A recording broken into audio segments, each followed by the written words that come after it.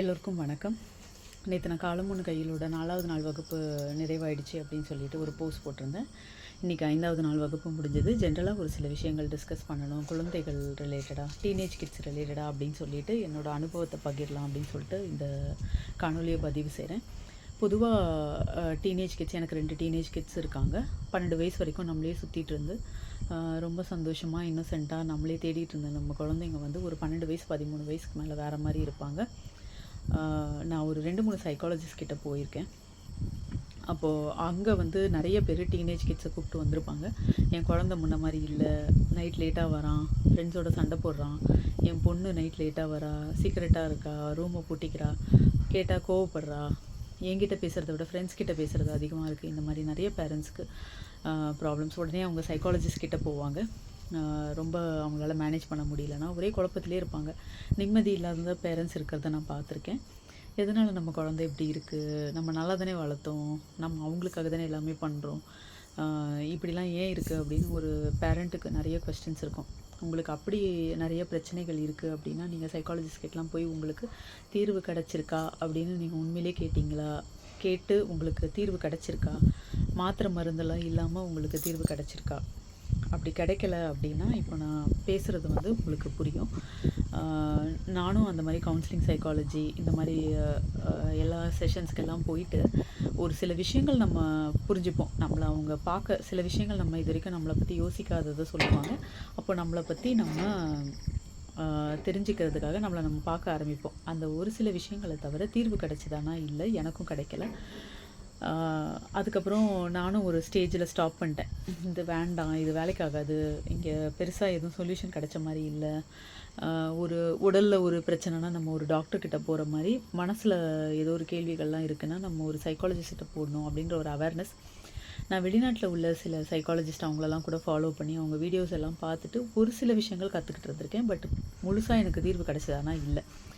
இங்கே யோகக்குடியில் வந்த பிறகு குரு சிவயோகி, இவர் ஒரு ஞானமடைந்த ஒரு மனிதர். இவரை நான் மீட் பண்ண பிறகு எனக்கு கடவுள் மேலே கூட நம்பிக்கை இல்லாமல் இருந்தது. ஒரு கோயிலில் போய் ஒரு பொம்மையை கும்பிட்டுட்ருக்காங்க, இவங்க எல்லாருக்கும் அறிவு இருக்கா அப்படின்னு யோசிச்சிருக்கேன். ஏன்னா கடவுள் ரிலேட்டடாக என்னோடய கேள்விகளுக்கு யாருமே எனக்கு இது வரைக்கும் பதில் சொல்லலை. கடவுள் என்னவா இருக்குது அப்படின்னு கூட எனக்கு ஒரு கேள்வி எழும்பவே இல்லை. சின்ன வயசுலேருந்தே இதுதான் கோயிலில் இருக்குல்ல, இதுதான் கடவுள், இதுதான் சாமி அப்படின்னு சொல்லி கொடுத்துருந்தாங்க. அப்போது இவரோட வீடியோஸ் எல்லாம் பார்க்கும்போது எனக்கு ஒரு சில விஷயங்களுக்கு தீர்வு கிடச்சிது. ஸோ இவரை நேரில் பார்க்கணும், இவர் யார் அப்படின்னு பார்த்தப்போ சென்னையில் வந்து யோகக்குடியில் அப்படின்ற ஒரு அமைப்பு நடத்துகிறாரு. அவர் வந்து திண்டுக்கல்லில் வந்து சிவயோகி ஸ்பிரிச்சுவல் ஸ்கூல் அப்படின்னு சொல்லிட்டு ஒரு இடம் இருக்குது. இங்கே வந்து கோர்சஸ்லாம் நடத்துகிறாரு, வாழ்வியல் வகுப்புகள்லாம் நடத்துகிறாரு அப்படின்னு தெரிஞ்சு நான் அவரை போய் நேரில் சென்னையில் பார்த்துட்டு அவரோட பேச்சு வார்த்தை எல்லாம் பார்த்தேன், நேரில் பார்த்துட்டு இவர்கிட்ட ஏதோ ஒரு உண்மை இருக்குது அப்படின்றத புரிஞ்சு அவரை ரெகுலராக ஃபாலோ பண்ணி அவர்கிட்ட ஒரு உபதேச பயிற்சி இருந்தது. அதை வாங்கினேன். அதை வாங்கும் போது அந்த உபதேச பயிற்சியில் தான் அவர் கடவுள் எப்படி இருக்குது, வெட்ட வெளியாக இருக்குது அப்படின்ற விஷயத்த சொல்லுவார். கடவுள் நமக்குள்ளே இருக்குதுன்னு சொல்லுவாங்க, பட் நமக்குள்ளே இருக்கிறதுனா எப்படி இருக்குதுன்னு சொல்லிட்டு இது வரைக்கும் யாருமே நான் நிறையா ஸ்பிரிச்சுவலாக நிறைய பேரை போய் நேரில் பார்த்துருக்கேன். மெடிடேஷன் கற்றுட்ருக்கேன், அந்த மெடிடேஷன்ஸ்லாம் ரெகுலராக பண்ணியிருக்கேன். பட் என்கிட்ட கடவுள் எப்படி இருக்குது அப்படின்னு புரிய வச்சது வந்து சிவயோகி ஐயா மட்டும்தான். நம்மளுக்குள்ளே இருக்குது அப்படின்னா வெட்ட வெளியாக இருக்குன்னா எங்கே இருக்குது, இந்த மாதிரி கேள்விகள்லாம் நம்மளுக்கு வரும்ல. நம்மளை ஏமாத்துற மாதிரி தானே எல்லோரும் பதில் சொல்லியிருக்காங்க. இல்லைனா டிஸ்ட்ராக்ட் பண்ணிவிடுவாங்க, இது இப்படி தான் அப்படின்னு சொல்லிட்டு. இல்லைனா நீ கேள்வி கேட்காத, இதை பற்றி பேசக்கூடாது அப்படின்னு சொல்லியிருக்கனால தான் நம்மளுக்கு கடவுள் மேலே இருக்க நம்பிக்கையே போகுது. இப்போ உள்ள கிட்ஸுக்கெல்லாம் வந்துட்டு கடவுள் மேலே நம்பிக்கை ஏன் இல்லைன்னா கேள்விகளுக்கு அவங்களுக்கு பதில் இல்லை. அந்த மாதிரி இருந்த எனக்கு வந்து இந்த உபதேச பயிற்சி வாங்கின பிறகு கடவுள் எப்படி இருக்குது அதை உணர்றதுக்கு நம்ம உடம்புல என்ன மாதிரி நம்ம உடம்புல அமைப்புகள் இருக்குது அது எல்லாத்தையும் நம்மளுக்கு சொல்லி தருவாங்க. இதெல்லாம் நம்மளுக்கு சித்தர்கள்லாம் முன்னாடி சொல்லி வச்சுருக்காங்க அப்படின்ற விஷயங்கள் வந்து அவர் சொல்லுவார். அப்போது மதம் சம்மந்தப்பட்ட விஷயங்களை நம்ம சிக்கிக்கிட்டு இருக்கனால தான் இதெல்லாம் தெரியறதில்ல. நம்ம நிறைய கற்று வச்சுக்கிட்டு இருக்கோம், அதனால தான் நம்ம இதை நம்மளை மதிக்கலை, நம்ம பார்க்கலை. நம்மளை நிறைய படிச்சிட்டனால தான் நம்மளை பார்க்குற அந்த அறிவே நம்மளை விட்டு போயிடுது. 6வது அறிவுனா என்ன, என்னை முதல்ல நான் யார் அப்படின்ற கேள்வி இருக்கும். நான் யார் அப்படின்னு தெரிஞ்சுக்கணுன்னா என்னை படைச்சது என்னன்னு தெரிஞ்சுக்கணும். என்னை படைச்சது என்னன்னு தெரிஞ்சாதான் நான் யாருன்னு தெரியும். நான் யாருன்னு தெரிஞ்சால் மட்டும்தான், என்னை பற்றி எனக்கு புரிஞ்சால் மட்டும்தான் எனக்கு இன்னொருத்தரை சரி செய்கிற அளவுக்கு, புரிதலை ஏற்படுத்துகிற அளவுக்கு தகுதி வரும். ஸோ என்னை பற்றி நான் தெரிஞ்சுக்கணும் அப்படின்னா எனக்கு இருக்க மனம்ன்ற விஷயத்தை பற்றி தெரியணும். மனம்னா என்னன்னே தெரியாமல் ஒரு சைக்காலஜிஸ்ட் கிட்ட போகிறேன். அவங்க வந்து சொல்கிறபடி செஞ்சு பார்க்குறேன், நடக்கலை. ஆனால் இங்கே வந்தால் மனம்னா என்னன்னு சொல்லி கொடுத்துருவாங்க. மனம் எப்படி இருக்குன்னு கூட சொல்லி கொடுத்துருவாங்க. எதனால் நம்மளுக்கு இந்த பிரச்சனைகள்லாம் வருதுன்னு தெரிஞ்சுப்போம். நான் என்ன சரி பண்ணிக்கிறது மூலமாக, பெற்றவங்க ஒரு தாயோ தகப்பனோ தன்னை சரி பண்ணிக்கிற மூலமாக மட்டும்தான் ஒரு குழந்தைக்கு புரிதல் ஏற்படுத்த முடியும் அப்படின்றத புரிஞ்சுக்கலாம்.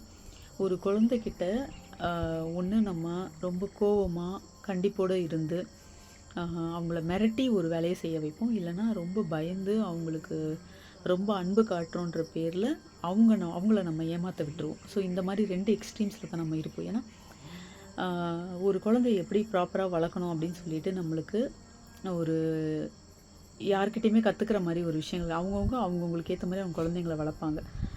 தன்னை பற்றி தெரியாத ஒருத்தரால் இன்னொருத்தரை வந்து புரிதல் ஏற்படுத்த முடியாதுன்றதை தெரிஞ்சுக்கிட்டு தன்னை திருத்திக்கிட்டால், நான் ஒழுங்காக வாழ்ந்தாலே, நான் ஒரு பேரண்ட்டாக ஒழுங்காக வாழ்ந்தாலே என் குழந்தை நேச்சுரலாக அதை பார்த்துட்டு சரியாகும்.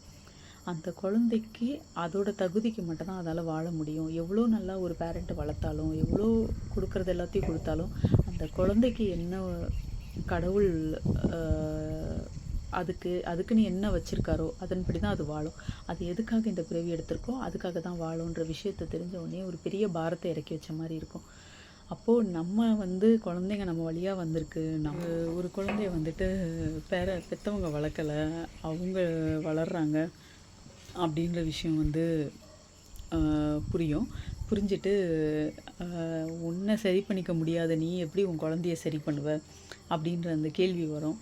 அப்போது நான் சரியாக வாழலையா, ஏன் நான் சரியாக வாழலை அப்படின்ற கேள்வி வரும்போது, உனக்கு உன்னை பற்றி தெரியாது, நீ எப்படி வாழுவ, உன்னை பெற்றவங்களுக்கு அவங்கள பற்றி தெரியாது, அவங்க உன்னை வளர்த்த மாதிரி நீ இன்னொரு குழந்தைய அவங்கள விட கொஞ்சம் பெட்டராக பார்ப்ப அப்படின்ற விஷயத்த புரியும் போது, என்ன நான் எப்படி சரி பண்ணிக்கிறது அப்படின்றதில் நம்ம ஒர்க்கில் ஃபுல்லாக போயிட்டோம் அப்படின்னாலே நம்மளை பற்றி நம்மளோட தேடல் போக போக போக நம்மளை புரிய குழந்தைங்களையும் நம்மளுக்கு புரிய ஆரம்பிக்கும், அவங்க மன அமைப்பும் நம்மளுக்கு புரிய ஆரம்பிக்கும். ஒரு பாயிண்டில் ஒரு குழந்தை கேட்குற கேள்விக்கு நம்மளால் சரியான பதிலை சொல்ல முடியும். ஒரு பாயிண்டில் அவங்க திமிரா பேசுனாங்கன்னா நீ இப்போ திமிரா பேசுகிறேன்னு சுட்டி காட்ட முடியும். ஒரு பாயிண்டில் அவங்க ரொம்ப டவுனாக இருக்காங்கன்னா அவங்கள வந்து சந்தோஷமாக எடுத்து, ஏன்னா ஒரு சந்தோஷமாக வாழ்கிற ஒரு பேரண்ட்டால் மட்டும்தான் குழந்தைய சந்தோஷமாக வச்சுருக்க முடியும். ஸோ அம்மா வந்து அவங்கள புரிஞ்சுக்கிட்டாங்க, அம்மா அப்பாவும் அவங்கள புரிஞ்சுக்கிட்டாங்க அப்படின்னு தெரிஞ்சது. ஒரு பேரண்ட்டுக்கு அது புரிஞ்சாலே போதும். ஒரு ஃபேமிலியில் ஒரு பேரண்ட்டு சரியானாலே அவங்களுக்கு தெரிஞ்சிருச்சு, அப்படி அவங்களுக்கு கடவுள் புரிஞ்சிருச்சு அப்படின்னாலே அவங்களால அந்த முழு குடும்பத்தையும் சரியாக வச்சுக்க முடியும். ஸோ அந்த ஒரு புரிதல் ஏற்படுத்துறதுக்கு சிவயோகி ஐயா வந்து ரொம்ப ரொம்ப முக்கியம். நான் வந்து யூடியூப் சேனல் ஓப்பன் பண்ணதுக்கு காரணமே சும்மா ஒரு தீர்வு கிடைக்காத ஒரு விஷயத்துக்காக இல்லை. தீர்வு கிடைக்காத ஒரு விஷயத்த உங்ககிட்ட சொல்லணுன்ற அவசியமும் எனக்கு கிடையாது. எனக்கு இதில் தீர்வு கிடச்சிருக்கு, நல்லா வாழ்ந்துட்டுருக்கேன், நான் ரொம்ப சந்தோஷமாக இருக்கேன், என்னை நான் கொண்டாட ஆரம்பிச்சிருக்கேன், என்னை நான் நல்லா கவனிச்சிக்கிறேன். ஒரு நோய் இல்லாத, மனநோயும் ஒரு நோய் தான், நோய் இல்லாத ஒரு வாழ்க்கை இருக்கணும். சண்டை சச்சரவு இதிலெல்லாம் டைம் வேஸ்ட் பண்ணாமல், காலத்தெல்லாம் இதில் விரயம் பண்ணாமல், நம்ம வாழ்க்கையில் முன்னேறுதலை நம்ம எப்படி இதில் இன்வெஸ்ட் பண்ணலாம் அப்படின்றது இங்கே நான் கற்றுக்கிட்டேன். நீங்களும் பயனடைங்க. இது ரிலேட்டடான டீட்டெயில்ஸ் எல்லாம் வேணும் அப்படின்னா நான் வந்து அந்த நம்பரை டிஸ்கிரிப்ஷனில் போடுறேன், இல்லைனா இங்கே கூட நான் ஃப்ளோட் பண்ண விடுறேன், பார்த்துக்கோங்க. அந்த நம்பருக்கு காண்டாக்ட் பண்ணுங்கள். கோர்சஸ் ரிலேட்டாக உங்களுக்கு வேறு எதுவும் டவுட்ஸ் இருந்தது, வேறு எதுவும் புரிதல் வேணும் அப்படின்னா நீங்கள் எனக்கு கமெண்ட் செக்ஷன் ஓப்பனாக வைக்கிறேன், நீங்கள் எனக்கு கமெண்ட் பண்ணலாம், உங்களுக்கு நான் ரிப்ளை பண்ணுறேன். எல்லோரும் நல்லா வாழ்கிறதுக்கு குரு சிவயோகியை வந்து மீட் பண்ணுங்கள். வாழ்க்கை ரொம்ப நல்லாயிருக்கும். நீங்கள் ரொம்ப கவலையாக இருக்கீங்க, டிப்ரெஷனில் இருக்கீங்க, டேப்லெட்ஸ் எடுத்துக்கிறீங்க, சைக்காலஜிஸ்ட்டை போயிட்டு உங்களுக்கு எந்த ஒரு தீர்வும் கிடைக்கல அப்படின்னா நீங்கள் வர வேண்டிய இடம் யோகா குடில். சந்தோஷமாக வாழலாம், குடும்பத்தை நல்லா கொண்டு போகலாம். நன்றி.